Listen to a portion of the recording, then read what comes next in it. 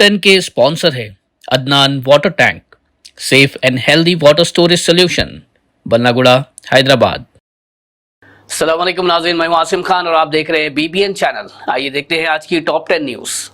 Gaza में Israeli air strikes का सिलसिला जारी है, जहां कल ही 93 फलस्तीनी शहीद हुए, जिनमें औरतें और बच्चे भी शामिल हैं। गाजा के हेल्थ ऑफिशियल्स के मुताबिक सिर्फ 24 घंटों में करीब 280 अफराद जख्मी हुए हैं। गाजा हेल्थ मिनिस्ट्री के रिकॉर्ड्स के मुताबिक अब तक 9 माह में शहीदों की तादाद 58,400 से ज्यादा हो चुकी है और करीब 1,40,000 लोग जख्मी भी हैं। UNRWA ने वार्निंग दी है कि गाजा में बच्चों की मालन्यूट्रिशन की शरह दुगनी हो चुकी है। फ्रांस, यूके और जर्मनी ने ईरान के न्यूक्लियर प्रोग्राम को रोकने के लिए एक नई डेडलाइन अगस्त के एंड तक तय कर दी है, जिसके बाद अगर तेहरान ने टेंजिबल और तस्दीक शुदा प्रोग्रेस नहीं दिखाई तो UN सैंक्शंस दोबारा लागू किए जाएंगे।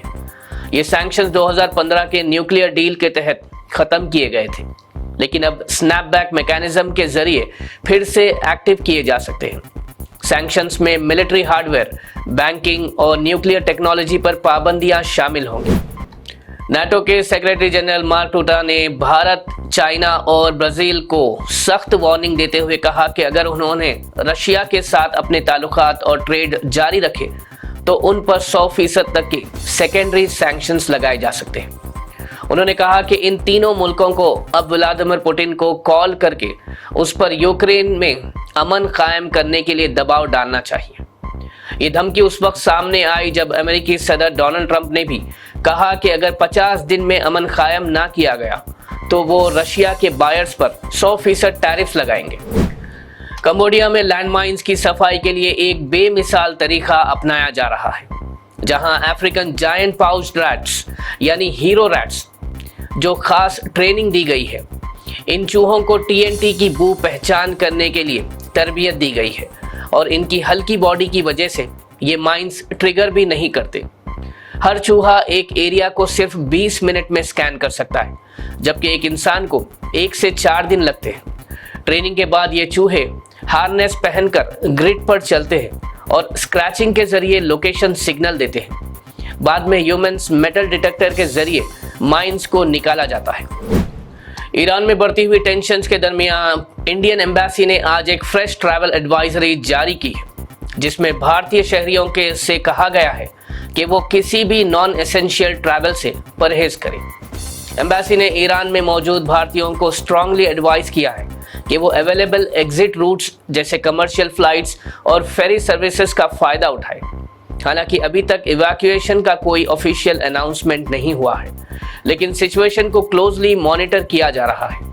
ये एडवाइजरी इजराइल और ईरान तनाज़े और ड्रोन मिसाइल अटैक्स के चलते दी गई है, जहां हालात रोज बरोज नाजुक हो रहे हैं।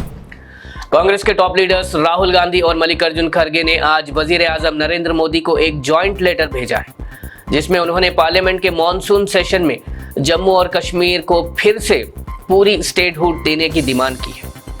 उन्होंने इसको अवाम का लेजिटिमेट कॉन्स्टिट्यूशनल हक बताया और याद दिलाया कि 2019 में आर्टिकल 370 और 35A के खात्मे के बाद JNK का स्टेटस एक यूनियन टेरिटरी में बदल दिया गया है। लेटर में PM के भुवनेश्वर और श्रीनगर के वादों का भी हवाला दिया गया, जहां उन्होंने स्टेटहुड वापस लाने का प्रॉमिस किया था। उस्मानिया यूनिवर्सिटी के कैंपस में एक बार फिर फ्री फलस्तीन के नारे गूंज उठे, जब दिशा स्टूडेंट्स ऑर्गेनाइजेशन ने कल अपनी मंथली पोस्टर कैंपेन स्पार्क जुलाई 2025 के नाम का आगाज किया। पोस्टर्स ने गाजा की ह्यूमैनिटेरियन तबाही, इजराइल और ईरान तनाज़े और अमेरिकी सदर डोनाल्ड ट्रंप के नोबेल पीस प्राइज नॉमिनेशन पर तनकीद की। हर महीने दिशा ग्रुप किसी एक कॉन्टेम्पररी इशू पर स्टूडेंट्स के लिए बहस का माहौल पैदा करता है, जो सिनेमैटिक और आर्टिस्टिक अप्रोच के जरिए स्टूडेंट्स में पॉलिटिकल अवेयरनेस और समाजी जिम्मेदारी बढ़ाता है। हैदराबाद के ओल्ड सिटी इलाके में GHMC ने इलीगल कंस्ट्रक्शंस के खिलाफ एक सख्त क्रैकडाउन शुरू कर दिया है। कई अनऑथराइज्ड इमारतों पर शो कॉज नोटिस जारी किए गए, जबकि कुछ साइट्स को सील या डेमोलिश भी किया गया है। GHMC ने एक डेडिकेटेड ऑनलाइन पोर्टल भी लॉन्च किया। कमिश्नर के इलम भारती के मुताबिक अनऑथराइज्ड स्ट्रक्चर्स पर 400% पेनल्टी क्रिमिनल चार्जेस और ईसी में वायोलेशन नोटिशन जैसे कदम उठाए जा रहे हैं। पंजागुट्टा एक्सीडेंट केस में तेलंगाना हाई कोर्ट ने farmer BRS MLA Shakeel Aamir की पिटीशन को रिजेक्ट कर दिया है, जिसमें उन्होंने अपने खिलाफ केस को क्वाश करने की दरख्वास्त की थी।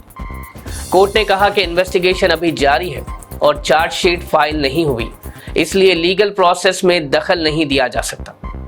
ये केस दिसंबर 2023 का है, जब शकील के बेटे साहिल ने अपनी BMW से प्रजा भवन के पास पुलिस बैरिकेड्स तोड़ दिए थे। इल्जाम है कि शकील आमिर ने केस में दखल देकर ड्राइवर को भी बचाने की कोशिश की थी, जिसके चलते उनका नाम भी FIR में शामिल किया गया था।